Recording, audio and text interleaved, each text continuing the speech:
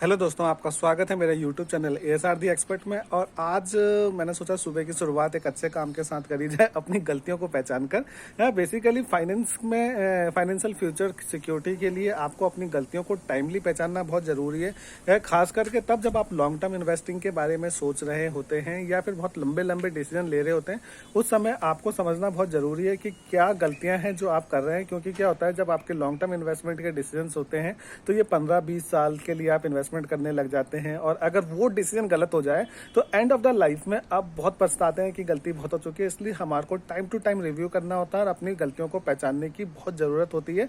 तो यहाँ पर कौन सी ऐसी 5 गलतियां हैं, बहुत छोटा जनरल लाइफ के एग्जाम्पल बताने की कोशिश करूंगा। उम्मीद करता हूँ किसी भी एक के फायदे के लिए हुआ तो इस वीडियो को बनाने का पर्पज सॉल्व हो जाएगा। तो सबसे पहली जो पोर्शन है, जो बात है, वो है कि इन्वेस्टमेंट ही ना करना। मेरे जान पहचान में काफ़ी सारे लोग हैं जिनको मैं देखता हूँ बिल्कुल इन्वेस्टमेंट नहीं कर रहे हैं, नॉर्मल लाइफ जी रहे हैं, खा रहे हैं, पी रहे हैं, बस अपना पैसा आ रहा है बैंक अकाउंट के अंदर में पड़ा हुआ है, आइडल पड़ा है और कहीं यूटिलाइज नहीं हो रहा है। और हद से हद अगर उनकी इन्वेस्टमेंट है तो फिक्स डिपॉजिट कर लिया एक बारी में जाकर, उसके बाद उसको भी कंटिन्यूस बेस पे मेंटेन नहीं करा, मतलब आने वाले जो नेक्स्ट पैसा बचता है उसको भी दोबारा से जाके FD नहीं करते।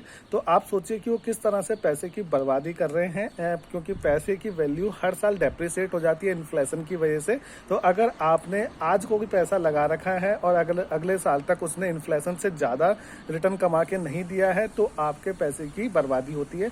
और हाँ, जो फिक्स डिपॉजिट कर रहे हैं और हैप्पी हैं कि हाँ हम तो फिक्स डिपॉजिट करते हैं, तो उनके लिए भी एक बहुत इंपॉर्टेंट चीज़ है। देखिए, आपको टैक्सेशन को समझना बहुत ज़रूरी है। हमारे को देखिए फिक्स डिपॉजिट के अंदर में जो रिटर्न्स मिल रही है आज की तारीख में 6% या फिर उससे नीचे ही प्राप्त हो रही है। पर जो भी रिटर्न्स होती है, देखिए बाकी सारी जगहों पे जब आप उस पैसे को रिडीम करते हैं, जैसे म्यूचुअल फंड के अंदर में जब में आपको पैसा एक्चुअल में मिलता है तब या फिर प्रॉपर्टी के अंदर में भी जब आप उस प्रॉपर्टी को सेल ऑफ करते हैं तो तब जब आपको जो वो गेन होता है उसको काउंट करा जाता है टैक्सेशन के पर्पज़ के लिए। जबकि फिक्स डिपॉजिट के अंदर में क्या होता है कि जैसे साल के बीच में आपने चाहे FD को ब्रेक नहीं भी करा है, जैसे ही आपके रिटर्न्स उसके अंदर में इंटरेस्ट एक्यूमुलेट हो जाता है तो वो उसके ऊपर पे TDS काट लेते हैं, वो भी उस रेट के ऊपर में जो कि जिस स्लैब में आप जा रहे हैं। अगर आप 30% के स्लैब में है तो सोचिए कि आपने कोई 100 रुपीज़ कमाए इंटरेस्ट में और उसमें से 30% वहाँ पे चले गए, तो जो आपकी एक्चुअल रिटर्न थी ये 5-6% की, वो भी ड्रॉप डाउन होकर 2 से 3% के अराउंड पे रह जाती है। तो इस चीज़ के बारे में आपको देखना बहुत ज़रूरी है।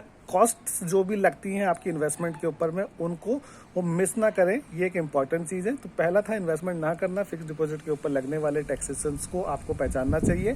दूसरा जो है कि म्यूचुअल फंड जब आप इन्वेस्टमेंट करते हैं तो म्यूचुअल फंड के अंदर में इन्वेस्टमेंट करते वक्त में बेसिकली 2 से 3 जो मिस्टेक्स होती हैं उसको समझें। सबसे बड़ी मिस्टेक रहती है म्यूचुअल फंड के अंदर इन्वेस्टमेंट करते वक्त में कि आप एक लमसम के संग में इन्वेस्टमेंट करना चाहते हैं और उसके बाद में आगे इन्वेस्टमेंट ही नहीं करते और देखते हैं कि किस तरह से परफॉर्मेंस कर रहा है। म्यूचुअल फंड फिक्स डिपॉजिट की तरह काम नहीं करते, ये मार्केट के साथ में लिंक रहते हैं, मार्केट उतार चढ़ाव के साथ में चलती है। अगर आप SIP के थ्रू इन्वेस्टमेंट करेंगे तो आपको प्रोबेबिलिटी है ज़्यादा अच्छी रिटर्न्स मिलने की लॉन्गर टाइम होराइजन के अंदर में है। और आपको ये क्रमबद्ध भी बांध देते हैं कि आपको इन्वेस्टमेंट की आदत बनी रहती है। तो लमसम में इन्वेस्टमेंट करने को अवॉइड करें। हाँ, कभी कभार मार्केट की सिचुएशन इस तरह से हो जाती है, मार्केट काफ़ी डाउन सिचुएशन में, तब आप एक लमसम कर सकते हैं। पर ज़्यादातर म्यूचुअल फंड को SIP के थ्रू करने की कोशिश करें जिससे कि आपको अच्छी रिटर्न्स मिल सकती हैं। सेकेंड इंपॉर्टेंट चीज़ क्या है कि अपने म्यूचुअल फंड आपने एक बार ले लिया तो कई ये मान के चलते हैं कि अब ये 15-20 साल तक इसी तरह से काम करेगा। बिल्कुल करता है, लेकिन आपको टाइम टू टाइम अपने म्यूचुअल फंड को रिव्यू करता रहना चाहिए। अगर उसकी परफॉर्मेंस बहुत ही ज़्यादा बिलो परफॉर्मेंस जा रही है तो टाइमली लेवल पर हमको एग्जिट कर सकते हैं। आप साल से 2 साल का टाइम अपने म्यूचुअल फंड को दे सकते हैं और उस 2 साल के अंदर में अगर आपको परफॉर्मेंस उस लेवल की नहीं दिखती है तो उसको रिव्यू करें। रिव्यू किस तरह से होता है, थोड़ा सा उसके बारे में पढ़ें, जानें। क्या आपका म्यूचुअल फंड मैनेजर चेंज हो गया, क्या उसकी साइकिल्स चेंज हो गई हैं, क्या गलती कर रहे हैं कि जिसकी वजह से इसको रिटर्न्स नहीं मिल रहे बाकी जबकि दूसरे म्यूचुअल फंड अच्छे परफॉर्मेंस कर रहे हैं सेम कैटेगरी के अंदर में।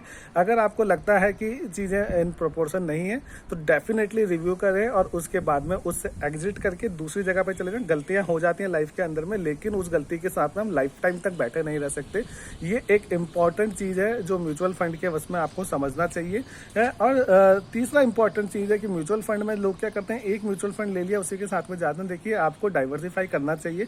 आपके पास में एटलीस्ट 2 से 3 म्यूचुअल फंड तो होने ही चाहिए, क्योंकि देखिए हमारा जो सक्सेस रेशो होती है ना, जो ग्रेटेस्ट ऑफ ग्रेटेस्ट इन्वेस्टर्स रहते हैं वो भी कहते हैं कि उनकी जो सक्सेस रेशो है ना वो 50-60% के अराउंड पे रहती है। तो अगर आप एक म्यूचुअल फंड लेते हैं और वो गलत चला गया तो कितना प्रॉब्लम हो सकती है।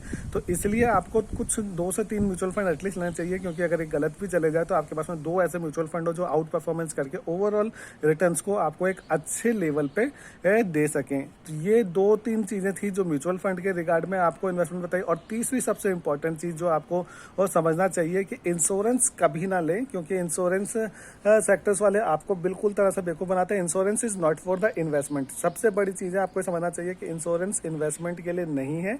आप टर्म इंश्योरेंस ले सकते हैं जो कि आपको लाइफ टाइम की सिक्योरिटी प्रोवाइड करता है, लेकिन वहां पे पैसा वापस नहीं मिलता, इस चीज को समझना। और हेल्थ इंश्योरेंस भी ले सकते हैं, जबकि वहां पे आपको कभी मेडिकल इमरजेंसी में सपोर्ट मिल सकता है। लेकिन जो यूलिप प्लान होते हैं या वो प्लान मनी बैक प्लान होते हैं इंश्योरेंस के, वो बिल्कुल थर्ड क्लास प्लान होते हैं, क्योंकि उनको खुद काम करना नहीं आता और वो आपको इंश्योरेंस भी दें और रिटर्न्स भी कमा के दें।